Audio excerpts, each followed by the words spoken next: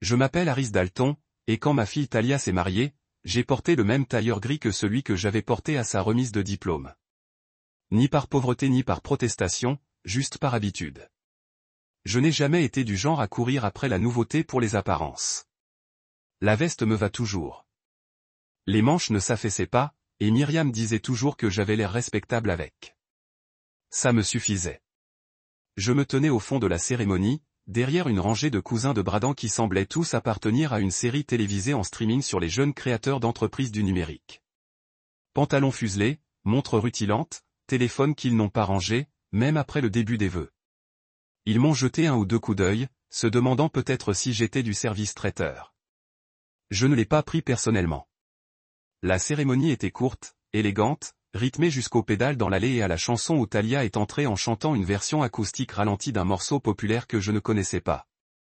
Je la regarde marcher bras dessus bras dessous avec le père de Bradan, qui avait l'air trop fier pour partager la vedette et trop poli pour passer pour quelqu'un qui avait déjà changé une couche. Ça aurait dû piquer. Ça n'a pas été le cas. Pas sur le moment.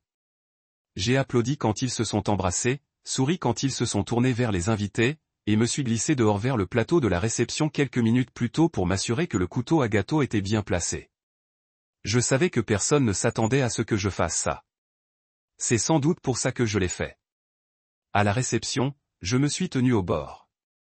Ma carte de visite était placée au fond, coincée entre un couple que je ne reconnaissais pas et un siège vide réservé aux invités supplémentaires. La musique était trop forte pour une vraie conversation. Alors, j'ai hoché la tête poliment et rempli mon assiette modestement. J'ai aidé une femme âgée qui avait laissé tomber sa serviette, j'ai récupéré 2 enfants pendant que leurs parents prenaient des selfies, et je n'arrêtais pas de m'essuyer les mains sur une serviette pliée dans la poche de ma veste pour m'empêcher de gigoter. Quand le photographe faisait sa tournée, il invitait les gens à des sourires chorégraphiés. Mais il ne m'a jamais demandé de rester. Même quand Talia et Bradan se tenaient à 60 cm l'un de l'autre, bras dessus bras dessous, des paillettes dans les cheveux et un sourire suffisant dans son sourire, personne ne me regardait. Je restais en retrait, là où on m'attendait. Je distribuais des parts de gâteau comme si j'étais né pour ça. Chocolat ou citron, demandai-je, tenant le couteau de la même main ferme qui avait un jour construit la première balançoire de ma fille. La plupart des gens disaient chocolat. Je gardai une tranche de citron pour moi, la glissa dans une serviette, puis la plia soigneusement dans ma poche intérieure avant que quiconque ne puisse m'offrir une assiette ou faire semblant de se souvenir de mon nom. Je ne me sentais pas triste. Pas sur le moment. Je me sentais ignoré, ce qui, d'une certaine manière, était devenu mon rôle depuis le décès de Myriam. Personne ne savait, pas même Talia, que 2 mois plus tôt, j'avais hérité d'une fortune que je n'aurais jamais imaginée. Myriam avait pris des dispositions discrètes avec un avocat et un conseiller financier que je n'avais jamais rencontrés. Et après les funérailles, j'ai reçu une lettre détaillant le transfert d'une succession d'1 million de dollars. Ce n'était pas de l'argent tapé à accent grave-l'œil, rien de viral ni de criard, juste de l'immobilier, des obligations à bon compte et une enveloppe remplie d'instructions rédigées sur le ton neutre de Myriam. Elle avait toujours mieux planifié que moi, mieux que quiconque, et elle avait veillé à ce que je sois bien pris en charge. Pourtant, je n'en ai parlé à personne. Pas encore. Parce que quelque chose dans la façon dont Bradan m'a serré la main, brève et efficace comme pour conclure une transaction, et la façon dont Talia riait plus fort aux blagues de sa mère qu'aux miennes. Quelque chose dans tout cela me disait qu'il fallait attendre. Non pas pour le cacher, mais pour le comprendre, pour observer la pièce sans la traverser. Alors, je suis restée silencieuse, laissant la soirée se dérouler comme un film dont je n'étais pas le personnage principal. Bradan ne m'a jamais appelé « papa ». Ni pendant les fiançailles, ni pendant le mariage, ni dans le mot de remerciement qu'il avait envoyé en son nom. C'était toujours « monsieur », agrémenté d'une certaine politesse, mais sans la complicité qui compte. C'était le genre d'homme qui portait le charme comme un porte-document, utile quand on en avait besoin, jeté quand on ne l'était pas. Et je n'étais pas indispensable. Du moins, c'est ce qu'il semblait. La dernière conversation que j'avais eue avec Talia avant le mariage portait sur le traiteur. Et même là, elle m'a demandé si je pouvais aller chez Vimo le fleuriste au lieu d'envoyer un chèque. C'était efficace, pratique, froid. Pendant le bal père-fille, ils m'ont complètement ignoré. Bradan dansait avec sa mère et Talia avait une chorégraphie toute faite avec ses demoiselles d'honneur. Je me tenais près du coin café, sirotant une boisson tiède, et je regardais ma propre fille rire et s'effondrer avec des inconnus, vêtus d'une robe que je n'avais pas choisie. J'ai souri quand même, car certains jours, c'est la seule armure qui me reste. Plus tard dans la soirée, lorsque le DJ a baissé le volume et que le toast a commencé, je me suis assise tranquillement avec mon verre de cidre pétillant. Le père de Bradan a pris la parole le premier, quelque chose sur l'héritage et l'ambition. Sa mère le suivit, racontant l'histoire du premier stand de limonade de Bradan et comment il avait fait des bénéfices en sous-traitant la main-d'œuvre aux enfants du quartier. Tout le monde rit. Talia applaudit. Ses amis commentèrent les agissements de leur patron. Personne ne me passa le micro. Personne ne regarda dans ma direction. Je restai debout, sans faire de bruit, sans interrompre, levant simplement mon verre en silence et invoquant l'amour, la patience, pour se souvenir de ce que les gens oublient. C'est tout. Pas de discours, pas d'applaudissements. Quelques-uns se retournèrent pour regarder, puis se retournèrent. L'instant passa comme du vin à travers une porte ouverte, disparut avant même d'avoir été enregistré. Le diaporama diffusé vers la fin de la soirée.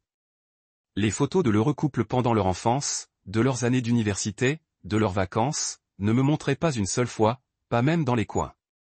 Pas même de la remise des diplômes où j'avais porté exactement ce costume. Je suppose que j'étais déjà en arrière-plan bien avant aujourd'hui. Juste une silhouette dans l'histoire de quelqu'un d'autre. Quand je partis, personne ne me dit au revoir. Talia et Bradan étaient sur la piste de danse, ses boucles rebondissant tandis qu'elles tournoyaient sous les lumières. Je ne les ai pas interrompus. Je suis sorti, laissant le bruit s'estomper derrière moi, et j'ai marché vers le parking, ma veste repliée sur mon bras. De retour à la maison, j'ai posé le gâteau au citron sur une soucoupe, me suis assis dans le fauteuil préféré de Myriam et j'ai écouté le bourdonnement du vieux ventilateur de plafond. J'en ai pris une bouchée. C'était sec, mais je l'ai fini quand même, car certaines choses n'ont pas besoin d'être sucrées pour vous rappeler que vous êtes toujours là. Debout au fond de la tente de réception, je sirotais un verre de cidre pétillant depuis longtemps vide, regardant Talia rire à une remarque de la mère de Bradan. Sa tête s'est renversée en arrière, avec cette désinvolture qui montrait clairement qu'elle ne faisait pas semblant. Ce rire m'appartenait autrefois. Ou du moins, il jaillissait plus librement en ma présence. Il emplissait notre salon le dimanche matin quand je préparais des crêpes en forme de dinosaure. Mais ce soir, c'était une table habillée de nappes blanches et remplie de verres à vin qui tintaient comme de petits trophées. Chaque fois que quelqu'un plaisantait sur les résultats trimestriels ou les capitaux propres des startups, ils étaient tous assis en cercle, comme dans une exposition organisée par une galerie. La famille de Bradan était élégante, riche, chaque sourire vif et précis. Son père, Martin, était le genre d'homme à avoir un avis sur le carrelage importé. Sa mère, Solène, ne levait jamais les yeux de son téléphone, sauf pour parler directement à quelqu'un. Et même dans ce cas, c'était comme si son regard effleurait les gens. Mais Talia, elle, se laissait aller à leur rythme avec une telle aisance que quelque chose me serrait la poitrine. Je ne sais pas à quoi je m'attendais de cette soirée. Certainement pas un hommage grandiose ni un coup de projecteur, mais peut-être un instant, un geste, quelque chose de petit, comme un regard à travers la pièce ou sa main tendue vers la mienne. Quelque chose pour dire « Je te vois, papa ». Mais je restais invisible, comme un papier peint choisi pour un thème. Familier mais ignorable.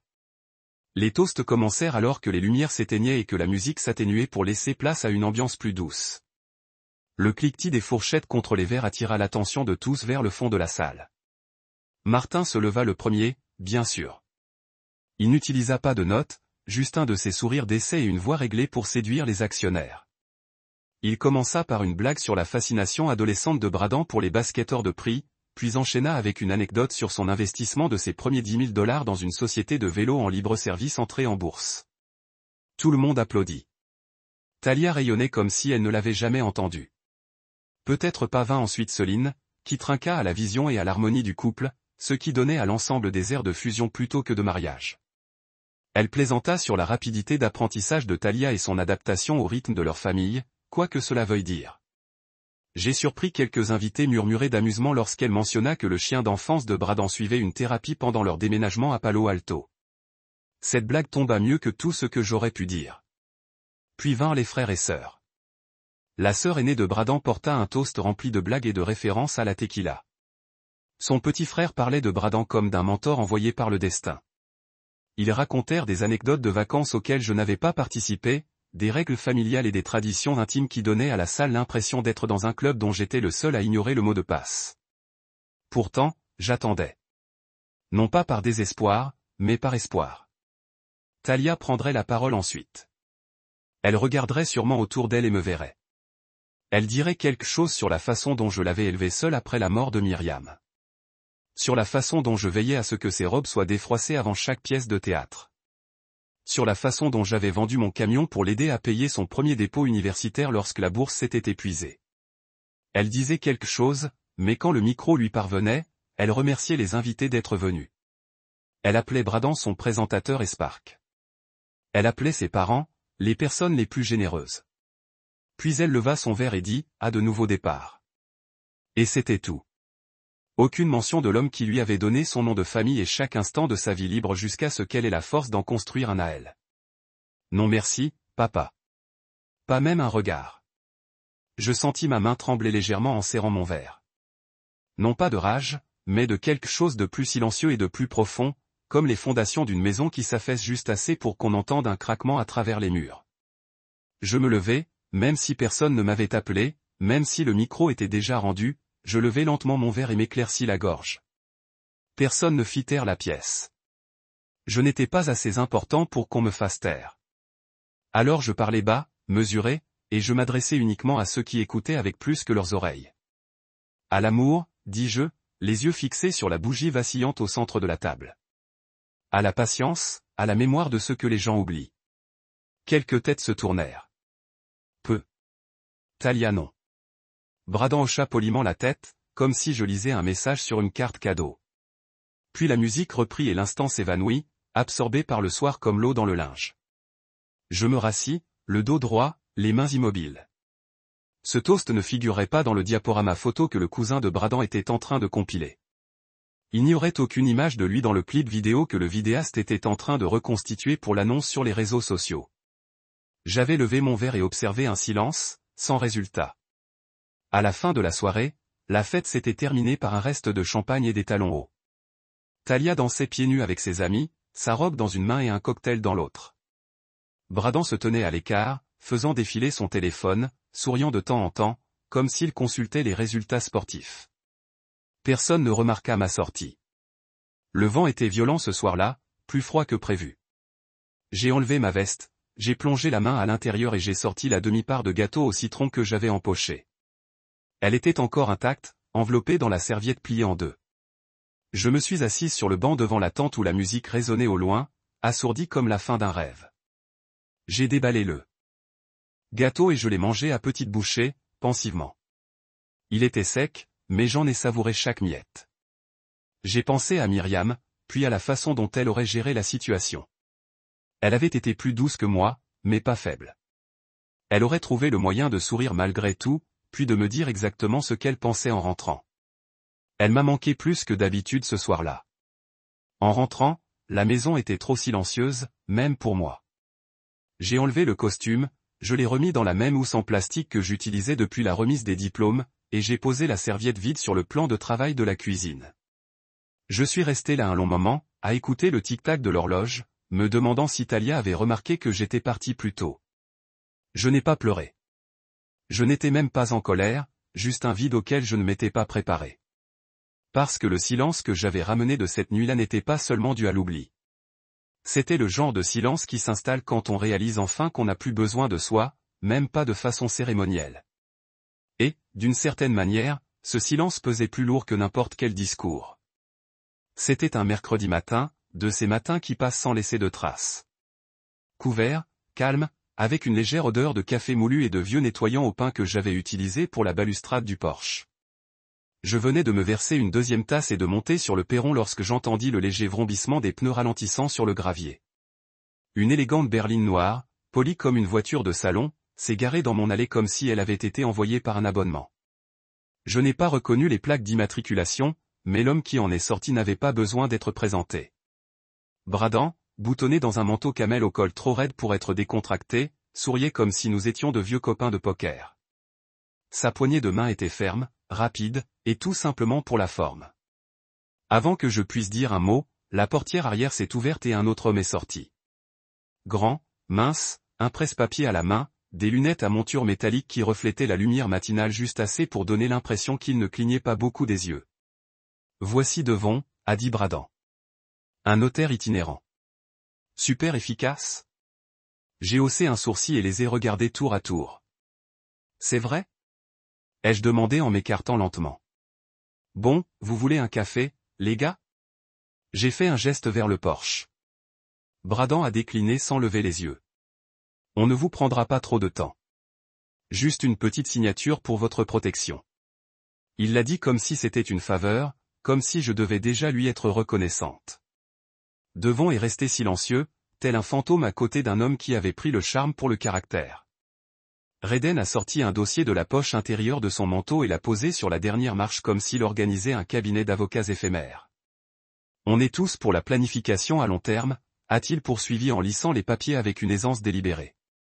Vous savez comment les choses peuvent tourner. Urgence médicale, démarche juridique. On s'est dit qu'il serait judicieux d'anticiper.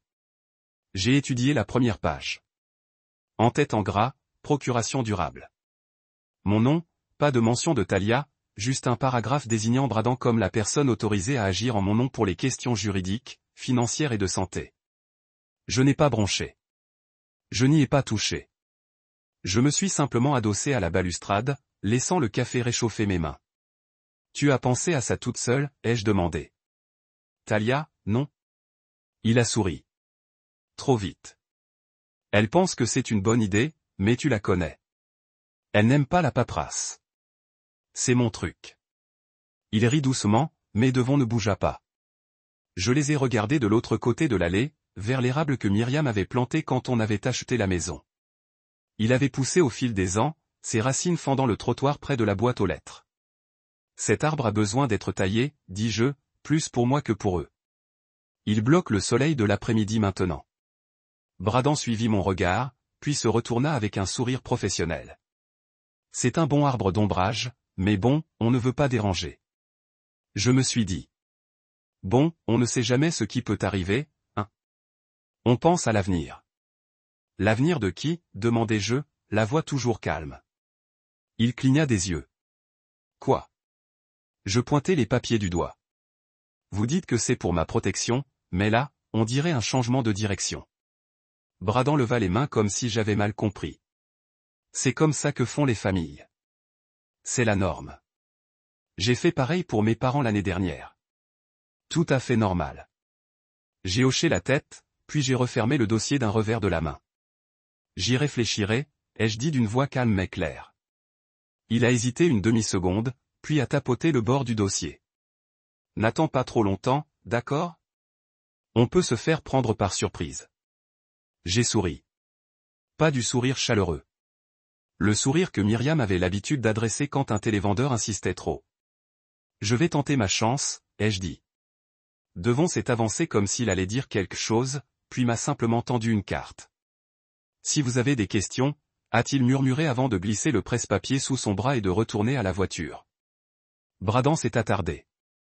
Vous savez, ce n'est pas forcément formel. Une seule signature et on s'occupe de tout. J'ai déjà tout prévu, dis-je. Cela sembla le prendre au dépourvu. Il ajusta le revers de sa manche. Je ne savais pas que tu avais pris des dispositions. Moi non plus, répondis-je. Jusqu'à récemment. Il fit un bref signe de tête indéchiffrable et retourna à la berline. Tandis qu'il quittait l'allée en marche arrière, je restais immobile, la carte de visite à la main, comme si elle risquait de me brûler la peau si je la fixais trop longtemps. Lorsque la voiture disparut en bas de la colline, je rentrai, posai la carte sur la table de la cuisine et ouvris le tiroir que Myriam avait étiqueté de sa main pour plus tard. Je n'y avais pas touché depuis la semaine de sa mort, mais quelque chose me disait que c'était aujourd'hui. À l'intérieur se trouvaient des enveloppes soigneusement rangées, un petit carnet en cuir et une clé de coffre-fort dont j'ignorais même l'existence.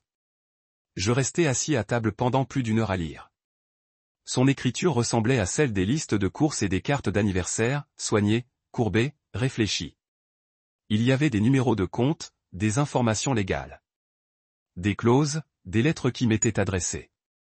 La succession était entièrement à mon nom, les propriétés, les obligations, tout. Elle avait planifié tout cela sans me le dire, sachant. que j'éviterais les avocats et la paperasse aussi longtemps que possible. Tout en bas de la pile se trouvait un simple mot plié. Ne le dites à personne tout de suite. Parfois, le silence révèle ce que les mots tentent de cacher. Je l'ai lu 2 fois. Puis j'ai remis le mot où je l'avais trouvé. Bradan pensait venir recueillir la signature d'un homme qui ne lisait pas les petits caractères. Mais j'avais déjà commencé à lire entre les lignes. Et dans ce silence, quelque chose de plus clair que l'encre avait parlé. Ce n'était pas une question d'amour. Ce n'était même pas une question d'héritage. C'était une question de pouvoir. J'ai préparé une autre cafetière et je suis resté à la fenêtre, regardant les feuilles bouger au gré du vent. Bradan n'était pas venu avec inquiétude. Il était venu avec stratégie. Il voulait le contrôle, pas le lien. Et pour la première fois depuis longtemps, je ne me sentais pas comme une relique oubliée d'un diaporama de mariage. Je me sentais comme un homme avec une décision à prendre. Et je n'étais pas pressé de redevenir une formalité. Ce soir-là, après la visite de Bradan et de son notaire chargé de presse-papier, je n'ai pas allumé la télévision ni réchauffé le dîner. Je me suis simplement assise à la table de la cuisine, mon café refroidi, le silence épais qui m'entourait comme une seconde peau. Dehors, la lumière du porche grésillait faiblement et projetait de longues ombres sur les pins que Myriam avait un jour insisté pour que nous plantions, car les maisons doivent être encadrées par quelque chose de vivant. Elle avait toujours vu le long terme, même quand je ne pouvais pas, même quand je ne le voulais pas. Je n'arrêtais pas de jeter des coups d'œil vers le tiroir du couloir, celui que j'avais ouvert plus tôt, mais que je n'avais pas vraiment regardé en face. Celui où son écriture s'enroulait encore sur l'étiquette à l'encre bleue délavée. Pour plus tard. Je me suis levé lentement, les genoux craquant en signe de protestation, et je me suis approché. Le tiroir est resté coincé une seconde, comme s'il ne voulait pas s'ouvrir non plus, puis a cédé dans un gémissement las. À l'intérieur, tout était exactement là où je l'avais laissé après les funérailles. J'avais soigneusement remis le contenu. Comme si ça ferait moins mal si je ne perturbais pas son ordre. Mais maintenant, avec le sourire narquois de Bradan qui résonnait encore dans ma tête et sa formalité, semblant inquiète, qui me collait encore à la peau, j'avais besoin de savoir ce que Myriam m'avait vraiment quitté et pourquoi elle ne voulait pas de lui. Je suis sorti du café plus légère que jamais depuis des mois. Car cette réunion n'était pas une conclusion, mais une confirmation. Ces gens ne faisaient pas d'erreur. Ils prenaient des décisions. Ils ont tendu un piège et ont attendu de voir si j'allais tomber. Et comme je ne rampais pas pour revenir comme ils le voulaient, ils ont appelé ça froid. Moi, j'ai appelé ça survivre. La médiation s'est déroulée dans une salle de conférence fade au 12e étage d'un immeuble de bureaux du centre-ville. Le genre d'endroit où les sentiments s'étouffaient sous les néons et la moquette fine. Ça sentait le tonneur et les trombones. Les fenêtres offraient une vue sur une ville trop animée pour s'en soucier. Naomi est arrivée avec 7 minutes de retard, vêtue d'un gris discret, maquillée avec une précision chirurgicale et une ombre à paupières. Elle la suivait. René, bien sûr, la responsable du soutien émotionnel, mon avocat, Devon, s'est penché et a murmuré dès leur arrivée, « Tu n'es pas obligé de faire ça avec elle. » J'ai hoché la tête, la mâchoire serrée. Elle n'est pas sur les papiers. Je ne dirai pas un mot avant son départ. Devon sourit comme s'il attendait une excuse pour se montrer. Il se leva, discuta avec le médiateur, et quelques instants plus tard, René était discrètement raccompagné dehors. Elle ne protesta pas, me lança juste un regard noir en passant, comme si j'avais donné un coup de pied à son chiot. Naomi la suivit du regard. Puis elle se tourna vers moi, visiblement secouée. Je ne savais pas qu'elle était venue, dit-elle doucement. Je ne dis rien. Le médiateur, un homme d'un certain âge avec des lunettes en écaille de tortue et une voix qui sonnait comme du porridge chaud, ouvrit son dossier. Commençons. La première heure fut une misère polie. Conditions, biens, compte joint, meubles. Nous avons tout examiné point par point comme des comptables divisant une feuille de calcul. Naomi essaya de garder une voix calme, mais je remarquai ses mains qui tremblaient sous la table. Elle paraissait plus petite dans cette pièce. Peut-être était-ce dû à l'éclairage. Ou peut-être était-ce parce qu'elle n'avait plus de script. Devon s'en occupa en grande partie. Il était douce, ferme, juste. Je parlais quand il le fallait, mais jamais plus d'une phrase à la fois. Naomi me lançait des regards, attendant, espérant peut-être quelque chose, une explosion, une supplication, voire une miette d'affection. Mais j'en avais assez de lui donner ce qu'elle voulait. Si elle voulait Latrix, elle aurait dû apporter le reste de son club. Puis vint la liste des effets personnels. Elle réclama le canapé, la table basse, une décoration murale d'un week-end à Asheville. Je m'en fichais. Tout cela n'avait plus aucun sens. Arrivée aux ustensiles de cuisine, elle me regarda vraiment, et demanda gentiment, puis-je garder le caclon à fondu? Le caclon, un cadeau de mariage de ma cousine qui n'avait pas pu assister à la cérémonie. Il était encore dans sa boîte d'origine jusqu'à il y a 6 mois, quand Naomi a décidé qu'on organiserait une soirée en amoureux et qu'on ferait fondre du fromage comme des Européens. On l'a utilisé exactement 2 fois. Une fois pour la fondue, une fois pour le chocolat. La nuit du chocolat, je l'avais embrassée sur le front. Je lui avais dit qu'elle était vraiment bizarre. Elle a ri et m'a dit que si on pour fêter nos 10 ans, je veux un anniversaire sur le thème de la fondue. Et maintenant, elle me demandait de garder le caclon comme s'il avait une signification particulière pour elle. Comme s'il n'était pas devenu un simple accessoire dans le décor de notre échec. Prends-le, ai-je dit. Devon haussa un sourcil, s'attendant probablement à ce que je me dispute davantage. Mais la vérité, c'est que j'en avais assez de collectionner les raisons de rester en colère. Le caclon à fondu n'était pas de l'amour. Ce n'était pas des excuses. Ce n'était pas la paix. C'était un récipient en métal rempli de souvenirs fondus. Laisse-la faire. Naomi parut surprise, comme si elle s'attendait à ce que je me dispute. Ses lèvres s'entr'ouvrirent, puis se refermèrent. Peut-être pensait-elle que je la garderais en otage, que je m'en servirais comme levier, mais il n'y a pas de levier dans le deuil. Il n'y a que le lâcher-prise. Nous avons fait une pause. Déjeuner. Devon et moi avons pris des sandwichs au café du bas.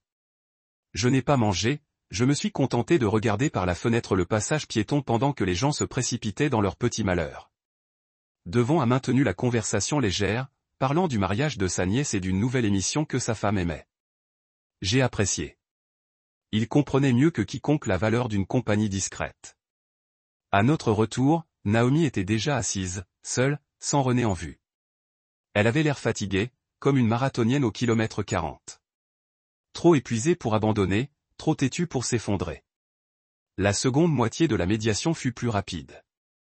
La garde des enfants n'était pas un problème. Pas d'enfants, pas d'animaux, juste des fantômes. Puis Naomi a demandé à parler, pas en privé, sur le champ. Elle a regardé le médiateur, puis elle s'est tournée vers moi et a dit, « J'ai juste besoin de dire quelque chose avant qu'on signe. » Je ne l'ai pas arrêtée. Elle s'est tournée vers moi, à voix basse. Je sais que j'ai tout gâché. Je le sais et j'aimerais pouvoir réparer ça. Mais ces dernières semaines m'ont fait réaliser à quel point je m'étais éloigné de la personne que j'étais. J'étais en colère contre la vie, contre moi-même, contre cette routine.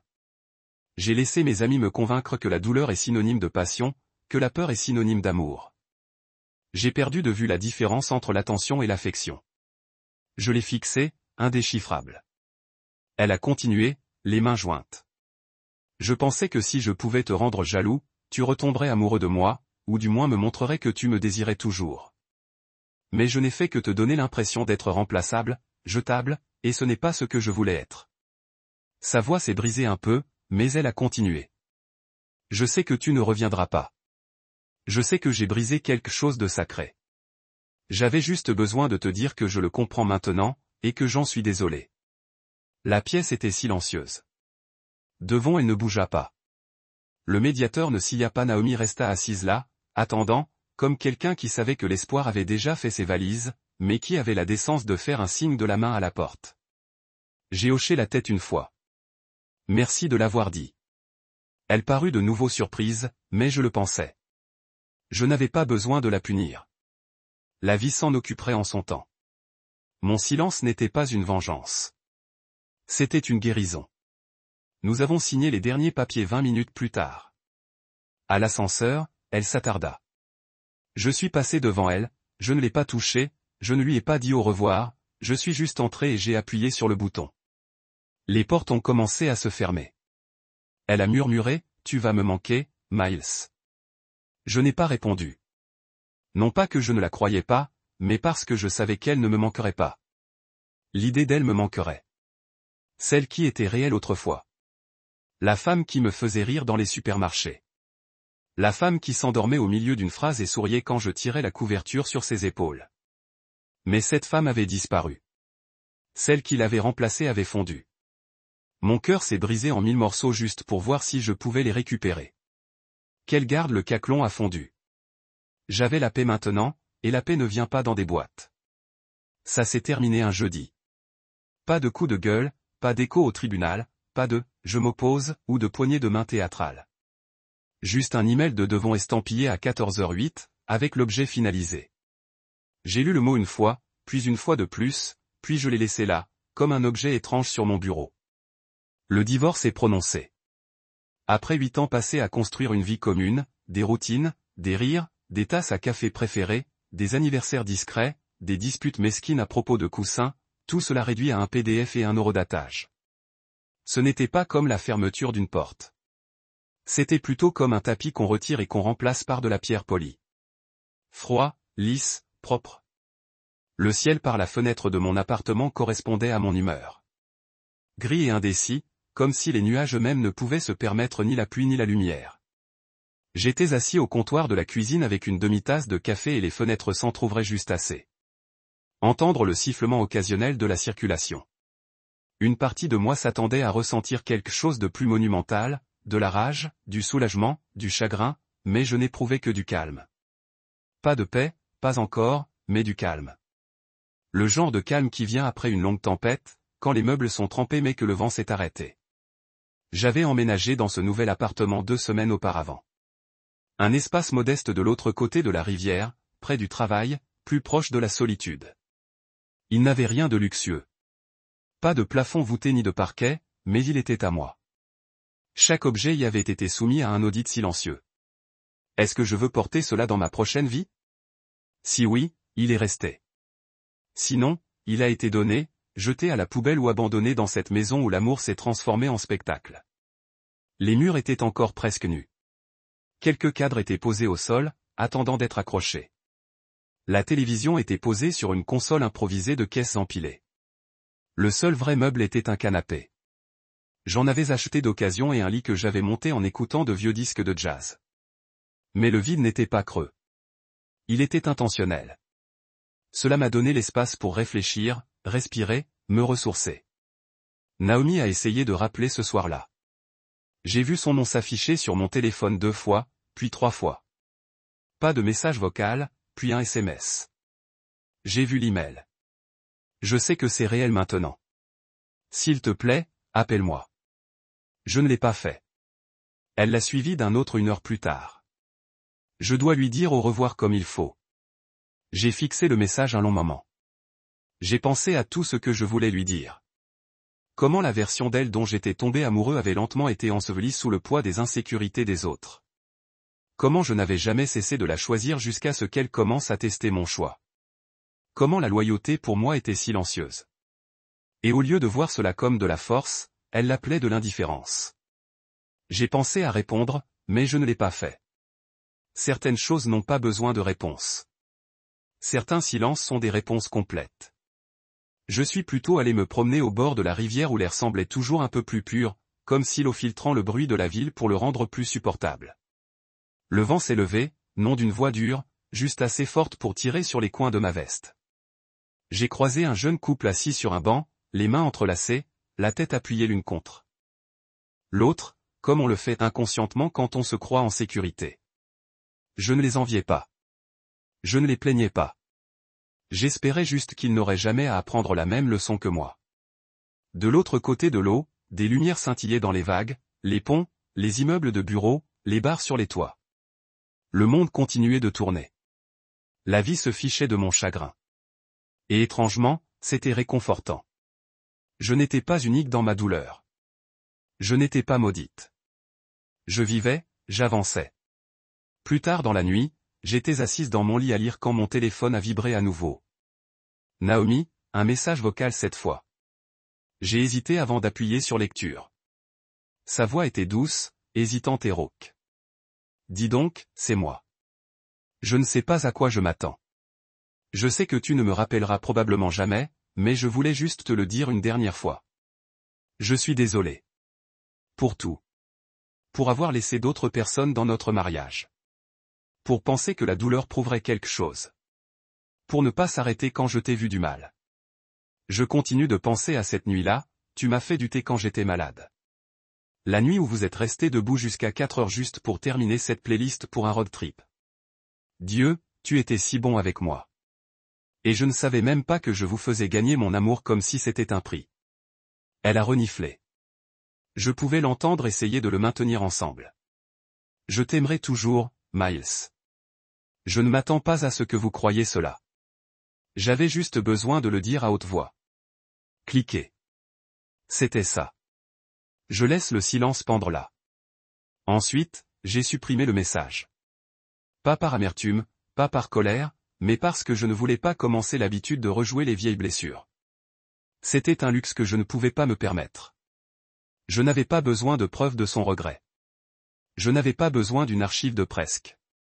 J'avais besoin de liberté.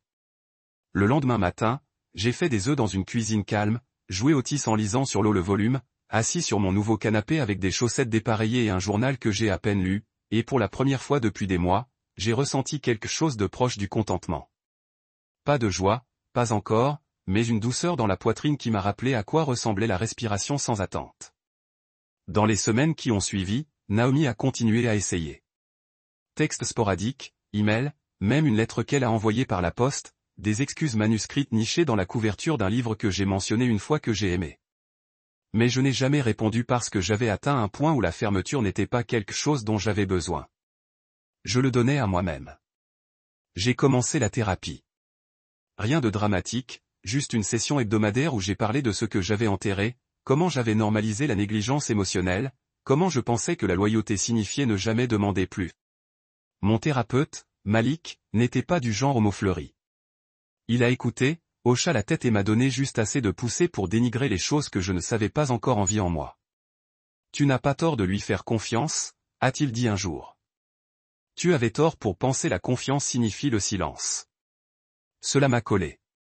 J'ai réalisé que j'avais passé tellement de mon mariage à choisir la voie de la moindre résistance. Penser que la paix signifiait avaler la déception. Mais la vraie paix est active.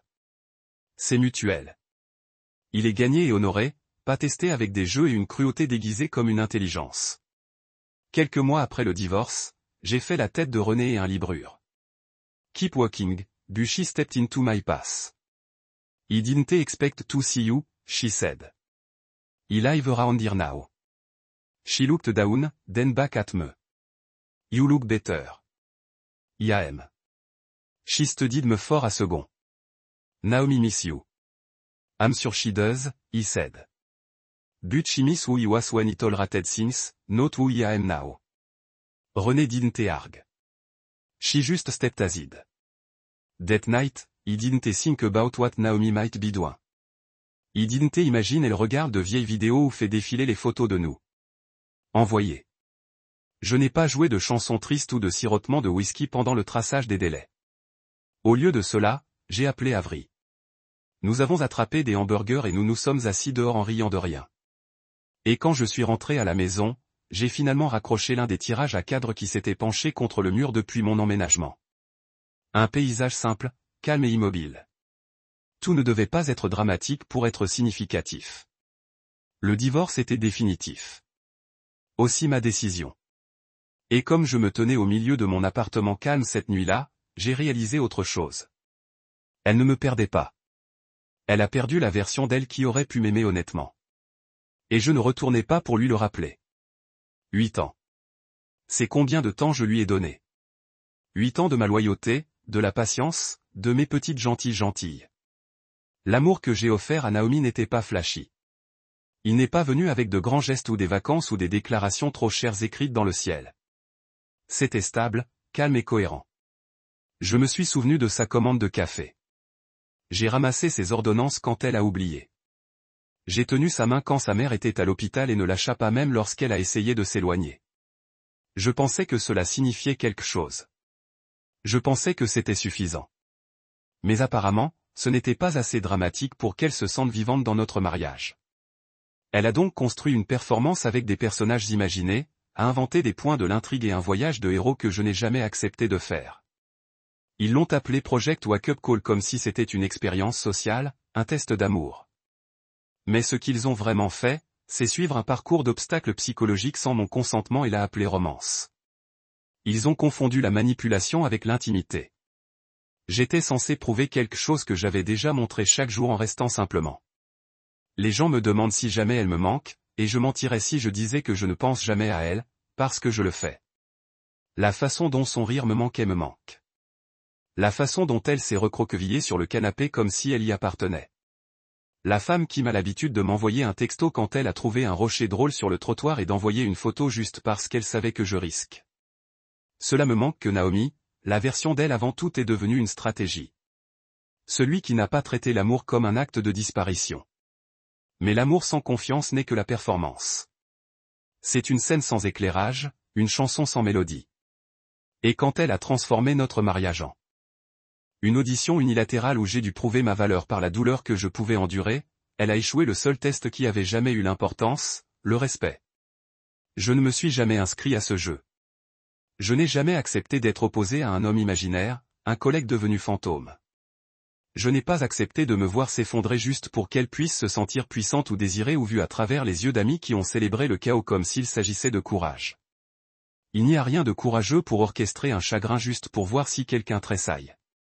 C'est la lâcheté habillée en autonomisation. C'est la cruauté avec le rouge à lèvres.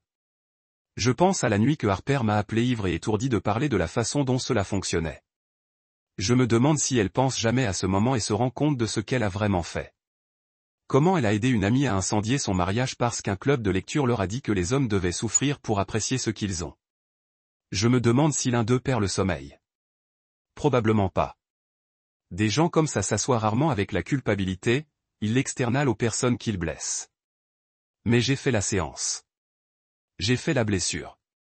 Je me suis assis avec chaque centimètre de ce silence. Chaque nuit de doute. Chaque matin, où je regardais dans le miroir et je me demandais pourquoi je me sentais comme un étranger dans ma propre vie. J'ai gardé des reçus. Pas le genre que vous faites signe pour gagner un argument, mais le genre calme. Le genre qui s'empile lorsque quelqu'un que vous aimez commence à vous traiter comme un personnage d'arrière-plan, un espace réservé, une réflexion après coup. Ils ont dit qu'il s'agissait de me rappeler ce que je pouvais perdre. Mais je n'ai jamais oublié. Naomi n'a pas eu à armer l'affection pour attirer mon attention. Elle devait juste demander. Elle devait juste parler honnêtement. Mais elle ne voulait pas d'honnêteté. Elle voulait du spectacle. Et quand je n'ai pas joué mon rôle avec suffisamment de drame, elle m'a appelé froid. Mais la vérité est que je n'avais pas froid. J'étais engourdi. Et l'engourdissement ne vient pas de l'indifférence. Il vient de l'épuisement. La vérité qu'ils n'ont jamais préparée. La partie qu'ils n'ont jamais planifiée dans leur petit schéma tordu et que la douleur ne mène pas toujours à la dévotion. Parfois, cela mène au détachement. Parfois, lorsque vous cassez quelqu'un ouvert, il ne rampe pas. Il s'éloigne. Et quand Naomi a vu que je n'allais pas mendier, n'allais pas démêler la façon dont elle s'attendait, elle a paniqué parce que la chose qu'elle essayait de confirmer, mon amour, n'a jamais été le problème. C'était son incapacité à le recevoir sans théâtre. Les gens disent que le temps guérit. Ce n'est pas entièrement vrai. Le temps vous donne de l'espace. Mais la guérison est active. C'est moche. C'est honnête. La guérison est de devoir admettre que vous avez ignoré les drapeaux rouges parce que vous aimez la personne qui les tient. C'est réaliser que parfois l'amour ne meurt pas d'un coup. Il est ébréché par 1000 petits instants où quelqu'un choisit l'ego plutôt que l'empathie. Ce que Naomi a fait n'était pas seulement une infidélité, réelle ou imaginée. Il s'agissait de la confiance, de la croyance fondamentale que quelqu'un qui prétend aimer vous ne vous ferait pas intentionnellement douter de votre réalité juste pour voir si vous vous accrocherez plus fort. Elle voulait que je la poursuive, mais tout ce qu'elle a fait était de nous mettre dans le sol. Je ne la déteste pas. Cela surprend les gens quand je le dis, mais je ne le fais pas. La haine signifierait qu'elle tenait toujours de l'espace en moi, que ses actions possèdent toujours quelque chose, mais ils ne le font pas. Je l'ai laissé partir quand j'ai quitté cette maison avec un sac de bouchons et un cœur silencieux. Je l'ai laissé repartir pendant la médiation, quand elle a demandé à garder le pot de fondu comme si c'était un symbole de qui nous étions. Et je l'ai laissé partir pour de bon le jour où le divorce a finalisé. Quand je n'ai pas pris son appel, je n'ai pas écouté sa messagerie vocale. Je n'ai pas répondu à la lettre qu'elle a envoyée par la poste dans le livre que j'ai dit une fois que j'ai aimé. Parce que je comprends maintenant. Je n'ai jamais été censé gagner son jeu. Les règles étaient toujours truquées. C'était un test conçu pour échouer et le prix était juste plus de douleur. Donc, non, je n'ai pas échoué à son test. J'ai simplement refusé de jouer. Et parfois marcher loin n'est pas la reddition. C'est la seule forme de victoire qui compte. Celui où elle portait cette robe de princesse violette et a maintenu un cupcake au chocolat dans une main tout en utilisant l'autre pour salir sur ma joue. Ses yeux étaient brillants. Elle n'avait aucune idée de ce que le monde pouvait se transformer. Et sur cette photo, elle m'a appelé son héros. C'était la version d'elle que j'ai décidé de garder. J'ai fermé la galerie et j'ai glissé le téléphone dans le tiroir par l'évier. Il a bourdonné une fois, une notification d'application dont je m'en fichais. Je l'ai laissé bourdonner.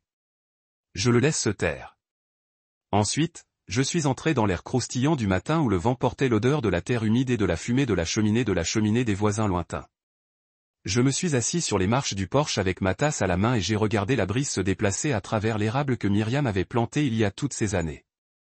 Il perdait maintenant, les branches à moitié nues, ses feuilles tombant une par une sur la pelouse comme de petits rappels que le lâcher-prise faisait partie de la survie. C'est ce que ça faisait. Pas comme la perte, comme la libération. Plus tard cela après-midi, j'ai sorti un petit bloc-notes du tiroir à ordures et rédigé une liste. Pas de tâches, pas de gens, juste des rappels. Des choses dont je devais me souvenir quand la culpabilité a essayé de me faufiler. Quand les vieilles habitudes sont venues frapper. 1. La protection n'est pas une punition. 2. Le silence peut être une armure. 3. Tous ceux qui partagent le sang ne respectent pas.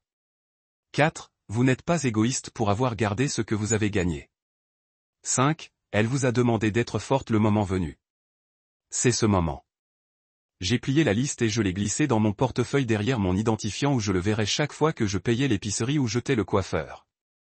Non pas parce que j'avais besoin de le répéter, mais parce que parfois la force, c'est de vous rappeler pourquoi vous avez choisi la paix en premier lieu.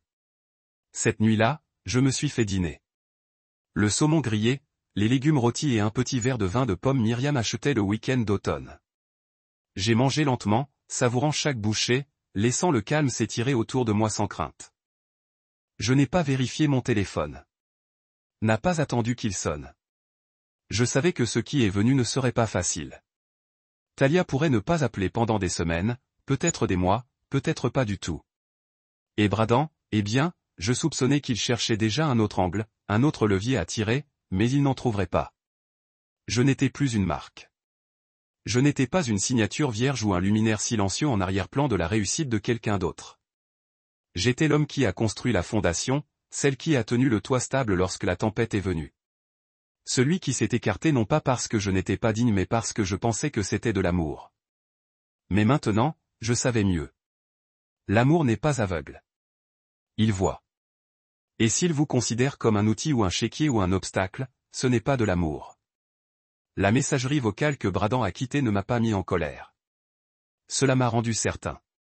Et cette certitude ressemblait à la liberté. Je n'avais pas de destination en tête ce matin-là. J'avais juste besoin de bouger. Il y avait quelque chose à propos de l'être qui a commencé à se sentir comme un abandon après un certain temps. Alors, j'ai glissé sur mes chaussures de marche, j'ai zippé mon ancienne marine veste, celle Myriam a achetée pour moi à cette vente d'hiver dans l'état et est sortie. L'air était net et sec, le genre de matinée d'automne qui semblait honnête. Pas de prétention, pas de fausse chaleur, juste la froide vérité à nu. Cela me convenait. Le lac était à quelques pâtés de maison, niché derrière une rangée de grands bouleaux et d'érables qui avaient déjà commencé à abandonner leurs feuilles. Myriam aimait marcher ce sentier, surtout à cette période de l'année où le monde s'adoucit sous une courte pointe d'orange et de rouge. Elle tirait mon bras chaque fois que nous passions la boulangerie au coin, me convainquant de m'arrêter pour le thé et quelle que soit la pâtisserie avec laquelle ils expérimentaient cette semaine. Je ne voulais pas toujours, mais je l'ai toujours fait parce que sa joie était silencieuse mais contagieuse, et j'avais passé la majeure partie de ma vie après où elle a mené. Maintenant, les trottoirs étaient principalement vides. Quelques joggeurs sont passés, des écouteurs, hochant la tête poliment sans ralentir. Un chien aboya dans une cour de Finston. J'ai marché lentement, laissant chaque pas faire correspondre mon souffle, laissant le vent me dépasser sans résistance. Au bord du lac, je me suis arrêté.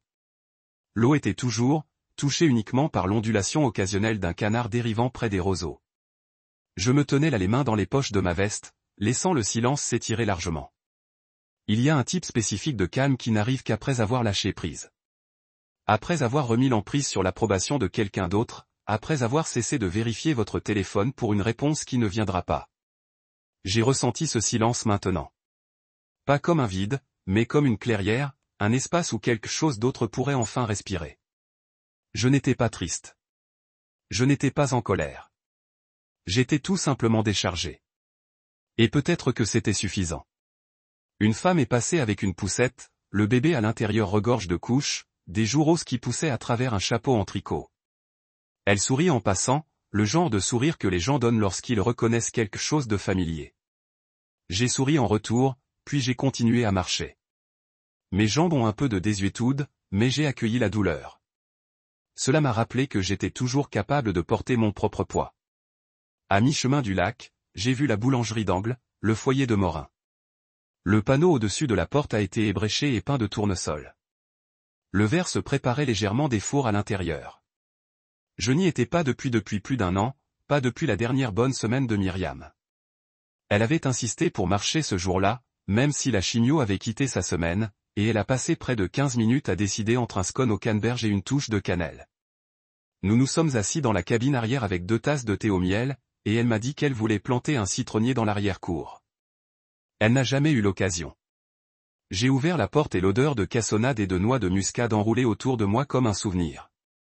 Une cloche au-dessus de la porte carillonne doucement. Il n'y avait que 2 clients, un homme plus âgé lisant le journal près de la fenêtre et une femme essuyant une vitrine. Elle leva les yeux en entrant et pendant un moment, nous nous sommes juste étudiés. Puis son visage s'est allumé d'une douce surprise.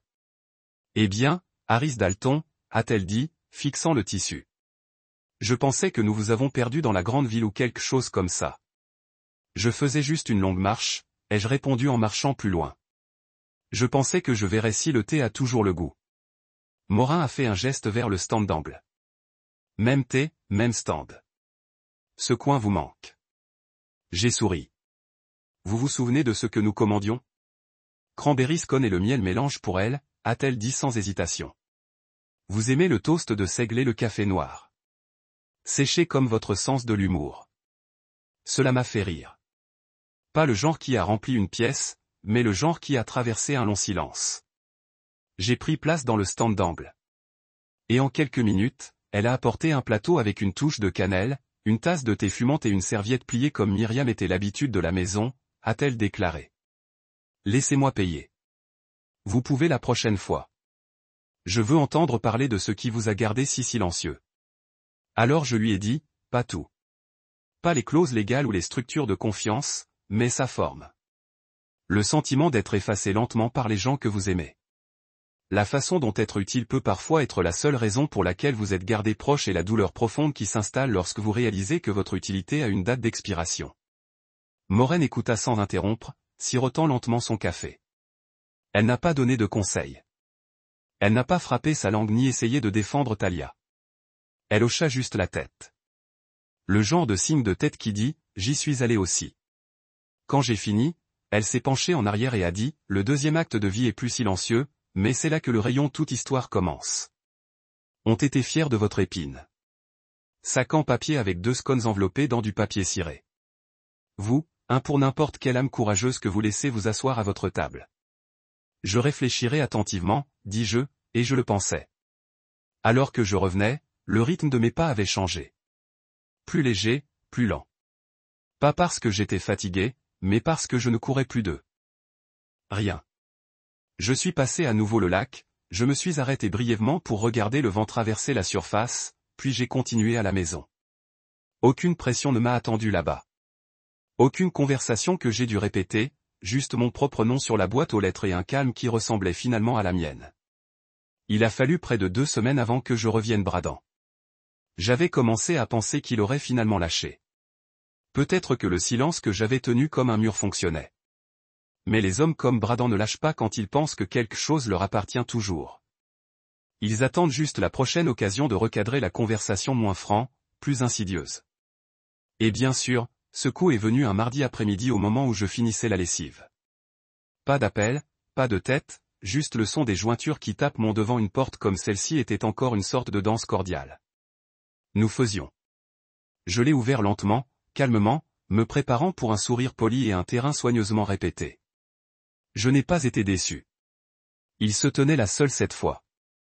Pas de notaire et d'orteil, pas de dossier sous son bras, juste une enveloppe, blanc, simple, sans prétention dans une main. Il portait un pull bleu marine, des manches roulées aux avant-bras, essayant de paraître décontracté. Il a échangé le manteau sur mesure contre la douceur, le bord de l'entreprise contre quelque chose de plus accessible. Un nouveau costume, même acteur. Harris, a-t-il dit, souriant comme si la dernière conversation ne s'était pas terminée avec moi qui sortais de sa maison. Ça vous dérange si je viens pendant une minute? Je n'ai pas répondu tout de suite. Je vais laisser le moment s'accrocher là. Laissez-le sentir la pause. Est-ce que Talia est avec toi? Il secoua la tête. Non, juste moi. Ce n'est pas pour elle. Je me suis suffisamment reculé pour le laisser entrer, mais je ne l'ai pas invité à m'asseoir. Il regarda autour du salon comme s'il s'attendait à ce que la maison soit différente d'une manière ou d'une autre, peut-être moins chaleureux, plus d'entreprise. Mais rien n'avait changé. Les mêmes photos sur le manteau. La même plante Myriam a toujours taillé trop agressivement assis près de la fenêtre. Le même vieux fauteuil porté lisse au coude. Tout ici avait des racines. Bradan se tenait près de la table basse et tourna les limites dans sa main comme elle pourrait s'expliquer. Je voulais nettoyer l'air, a-t-il commencé. Je pense que les choses sont devenues plus tendues qu'il n'en avait besoin. Tendues, j'ai répété. Vous avez apporté un notaire à ma porte. Il avait le culot de rire comme si nous étions de vieux amis qui se souvenaient. D'accord. Ouais, c'était lourd. Je l'admets. J'essayais d'être proactif, de mettre en place une certaine structure. C'est comme ça que je pense. Ce n'est pas ainsi que les familles pensent, ai-je dit. C'est ainsi que pensent les entreprises. Il hocha lentement la tête, puis tendit les limites. Ce n'est pas ce que vous pensez. Ce ne sont pas des documents juridiques. C'est symbolique, je suppose. Je l'ai pris de lui, mais je ne l'ai pas ouvert. Je le tenais entre mes doigts, en attendant. C'est un blanc copié, a-t-il dit, du formulaire d'origine de l'avocat. Juste vide. Pas de nom, pas de date. J'ai pensé que si vous aviez jamais changé d'avis, je ne pousserais pas. Je laisse juste ça ici. Vous pouvez le jeter, encadrer, le brûler. Je m'en fiche. Et tu es venu ainsi que pour ça? Demandai-je en levant un sourcil. Il a hésité. Et c'était là, la fissure. Le moment où il ne pouvait pas garder le masque sur tout le chemin. Je pensais juste, dit-il tranquillement. Ce serait plus facile de cette façon si vous l'aviez vu comme une option au lieu d'une demande. Je mets l'enveloppe sur la table basse et je l'ai regardée. Vraiment. Pour la première fois, je n'étais pas en colère ou défensif. Je n'essayais pas de comprendre son angle. N'essayez pas de m'utiliser. Non, j'essayais de rendre le futur plus fluide. Pour Talia, pour tout le monde et pour vous, j'ai dit. Il n'a pas répondu. J'ai hoché la tête.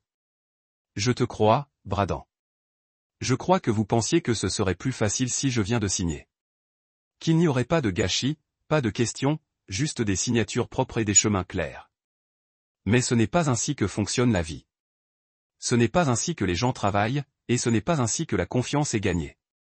Il se déplaça sur ses pieds. Alors, vous dites que c'est un non? J'ai ramassé l'enveloppe, l'ouvrir et j'ai glissé la forme vide à travers la table vers lui.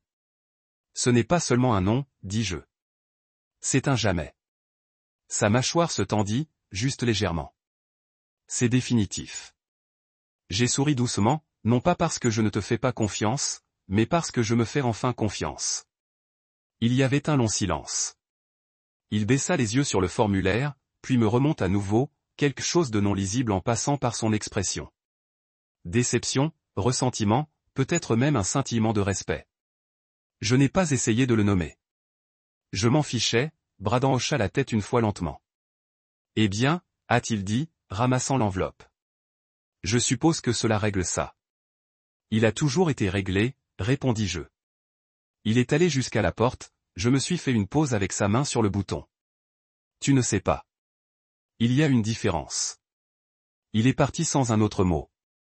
J'ai fermé la porte et je me suis tenu là un instant, écoutant le son de sa voiture s'éloigner. Ce n'était pas un triomphe que je ressentais. Ce n'était même pas satisfait. C'était la paix. Le genre qui vient quand vous tracez enfin une ligne et réalisez que vous n'aviez jamais besoin de quiconque. Disponible à mes pieds, et je les laisse tomber. Sous la porte avec des paillettes et de bonnes intentions. Il est arrivé comme le brouillard se glisse dans une vallée, calme, non bottée par ce que les gens ont oublié. Le calendrier sur le mur de la cuisine l'a marqué en nombres audacieux, mais personne d'autre ne semblait le faire, pas même Talia. Elle a appelé 2 jours plus tôt, pour ne pas demander ce que je voulais ou dire qu'elle s'arrêterait, mais pour dire « Vous avez changé, papa ». Pas de contexte, juste cela. Comme si l'homme dont elle se souvenait, stable, agréable, invisible, était en quelque sorte sorti de caractère.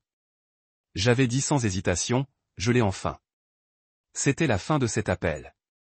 Et c'était peut-être le vrai cadeau cette année. La clarté, l'absence d'obligation déguisée en amour. Le silence cette fois se sentait gagné. Alors j'ai cuit un gâteau. Pas pour les invités, pas pour le spectacle. Pas pour une visite surprise qui ne viendrait jamais. Je l'ai cuit pour moi. Gâteau d'épices de Myriam. Son préféré. Cannelle, muscade, touche de gingembre et glaçage à la cassonade. Je pouvais encore entendre sa voix dans le fond de mon esprit alors que je taminais la farine. Ne pas sœur mélanger ça, Harris. Laissez-le respirer. Elle avait l'habitude de fredonner pendant qu'elle cuit, pieds nus sur les carreaux de cuisine, une séquence de farine sur sa joue. Il y avait de la musique dans la façon dont elle a bougé, même quand elle ne voulait pas danser. Alors que le gâteau montait dans le four, la maison se remplissait d'un parfum qui s'enroula autour de moi comme un pull familier. Je n'ai pas allumé le téléviseur, je n'ai pas vérifié mon téléphone. Je me suis assise près de la fenêtre, en regardant les feuilles en spirale de l'érable, elle a planté notre première année dans la maison. La plupart d'entre eux étaient tombés maintenant.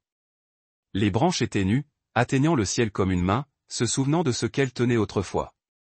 Lorsque la minuterie se glissa, j'ai retiré le gâteau et je l'ai mis sur le comptoir pour refroidir.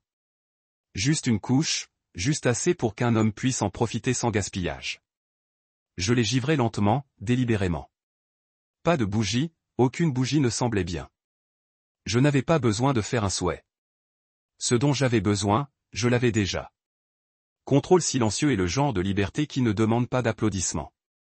J'ai pris une tranche et je l'ai transportée à l'extérieur dans l'arrière-cour, s'installant dans la vieille chaise en bois. Myriam avait insisté pour rester même après que les bras ont éclaté. Le vent se déplaça doucement à travers les arbres, et le soleil de fin d'après-midi a filtré à travers les nuages comme il a dû se battre pour être vu. Le monde était doux sur les bords. Je l'ai aimé de cette façon. Chaque bouchée de gâteau était un souvenir des vacances passées. Du glaçage de Talia, les doigts enduits de coups de couplage volent des coups de langue dans le bol à mélanger. De Myriam se penchant sur le comptoir pour embrasser ma joue et dire « Vous devenez toujours plus doux avec l'âge ». Ces souvenirs ne faisaient plus mal. Ils se sentaient cousus en moi maintenant, comme une seconde peau. Je n'ai pas essayé de les revivre. Je les laisse juste s'asseoir à côté de moi, silencieux et chaleureux. Je ne m'attendais pas à ce que quelqu'un vienne, et personne ne l'a fait. Il n'y avait pas de coup à la porte, pas de voiture soudaine qui tire dans l'allée, pas d'excuses dramatiques. Les gens qui avaient une fois rempli cette cour de rire, qui avaient dansé sous les feux de terrasse et grillé à un avenir qui n'a jamais inclus mon nom, aucun des eux ont montré. Et étrangement, je ne me sentais pas abandonné. Je me sentais entier parce que je m'étais finalement choisi. Toute ma vie, j'avais donné mon temps, mon attention, mon pardon, ma présence. Je l'ai remis comme des tranches de gâteau lors d'un mariage, pensant que c'était l'amour. Penser que c'était suffisant. Mais l'amour, j'ai appris, ne continue pas à apparaître uniquement lorsque vous êtes utile. Il apparaît lorsque vous êtes silencieux. Quand vous n'avez rien à offrir que vous-même. Cet anniversaire, je n'avais rien à offrir. Pas de fortune, pas de faveur, pas de signature, juste un nom, juste une vie que j'ai protégée parce que j'ai finalement compris sa valeur. J'ai pensé à Talia, à la petite fille qui m'appelait autrefois son héros et à la femme qui me regarda maintenant comme un match qu'elle avait dépassé. Je me demandais si elle me reverrait jamais. Pas le père qui a plié la lessive, payé les frais de scolarité, s'est présenté tôt et est parti tard, mais l'homme qui a continué à se présenter même lorsque personne ne regardait. Peut-être qu'elle le ferait, peut-être qu'elle ne le ferait pas. Mais j'avais cessé de vivre à l'intérieur peut-être. J'ai regardé autour du cours, se souvenant quand il avait été plein de chaises et de tables de pliage. Lorsque Myriam a suspendu ses cordes de lumière qui ne sont jamais tout à fait restées droits. Lorsque les voisins sont venus avec des tupperwares incompatibles et des histoires qui ont duré trop longtemps. Nous n'avions pas grand-chose, mais nous avions des cadeaux. Les gens se sont remarqués alors. Ils sont restés jusqu'à ce que le café soit épuisé. J'ai raté cela non pas le bruit, mais le remarquable. Maintenant, j'ai remarqué moi-même. Le vent s'est légèrement repris, portant l'odeur du gâteau. Et pendant un moment, j'imaginais Myriam assis à côté de moi, coude sur ses genoux, souriant au désordre que j'ai fait avec le glaçage. Pas mal, dirait-elle. Mais la prochaine fois, allez-y doucement sur le gingembre. J'ai souri à personne. Notez. Alors que le soleil plongeait plus bas et que l'air refroidit, j'ai enveloppé le reste du gâteau et l'ai apporté à l'intérieur. Aucun sens de gaspiller la bonne douceur.